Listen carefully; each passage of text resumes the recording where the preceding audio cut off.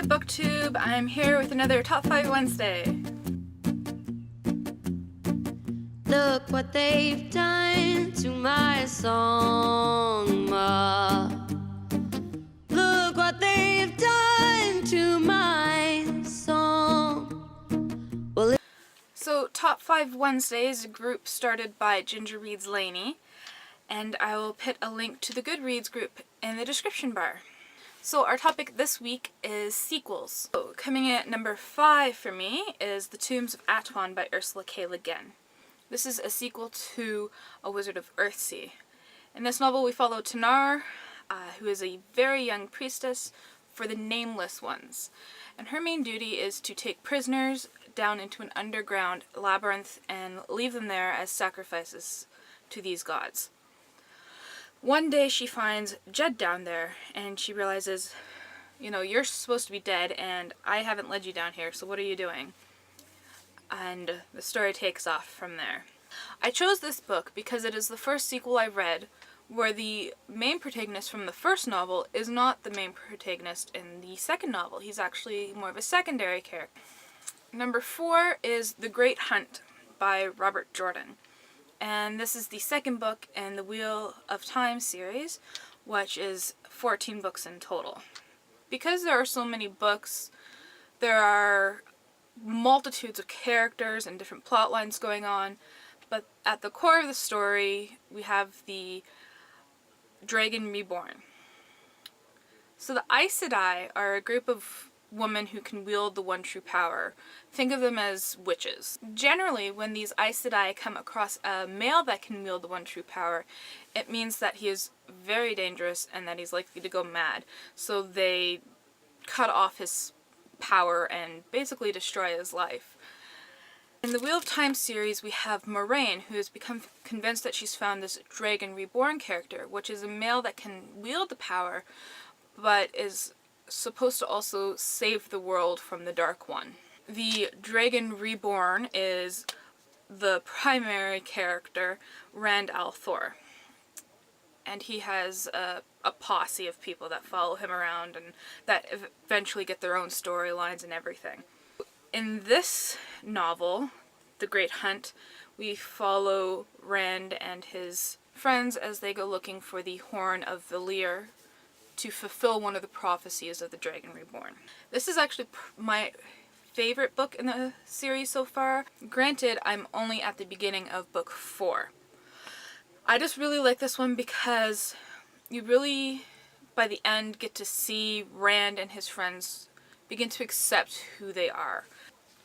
Coming in at number 3, I actually cheated a little and chose A Storm of Swords. This is the third book in the Song of Ice and Fire series. It comes after Clash of Kings, and again there's a large cast of characters. We have different perspectives. Most people know about Game of Thrones, and a lot of people on BookTube are just reading it or want to read it, so I'm not going to say any spoilers, but this is the novel where everything gets turned around. Characters that you thought were horrible in the first 2 books are suddenly your favorite characters. You know, there's one scene where I set the book down and I said, I'm never reading again. I'm done, that's it. This book has wrecked me. And if you've read it, you know what I'm talking about. So it is a very highly recommended sequel. Number 2 is The Sign of Four by Arthur Conan Doyle. And this is the second Sherlock Holmes novel, the first one being A Study in Scarlet. So in this novel we meet Mary, who we know eventually becomes Watson's wife. And she comes to Sherlock to help find her missing father. This is one of Sherlock's most absurd cases in which the perpetrators are actually a one-legged man and a little person who like to kill people with poisoned darts. I really enjoyed this sequel because you get to see a whole other side to Sherlock. He's not just this great detective with powerful observation skills. No, he also has a horrid drug problem, and we really get to see how that affects how he works and his relationship with Watson as well in this book. Number 1 on my list is The Long Dark Tea Time of the Soul by Douglas Adams. This is the second book in the Dirk Gently series, the first one being Dirk Gently's Holistic Detective Agency, and the third one being Salmon of Doubt. Now, Dirk Gently is this strange character that Douglas Adams can only create, and he's a detective with some very questionable techniques, but they always actually tend to work out. This novel begins with Dirk's client being found in a locked room, decapitated, and his head is set on a turntable, spinning. And thus begins this crazy journey. I just want to read this excerpt from Wikipedia because I think it does a great job at summing it all up. Gently encounters exploding airport check encounters, the gods of Norse mythology, insulting horoscopes, a sinister nursing home, a rhinophagic eagle, an I Ching calculator, to which everything calculated above the value of 4 is apparently a suffusion of yellow, an omnipotent being who gives his power to a lawyer and an advertising executive in exchange for clean linen, and an attractive American woman who gets angry when she can't get pizza delivered in London.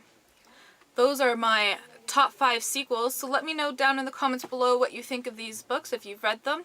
And if not, what are your favorite sequels? Do you even like sequels, or do you prefer just standalone books?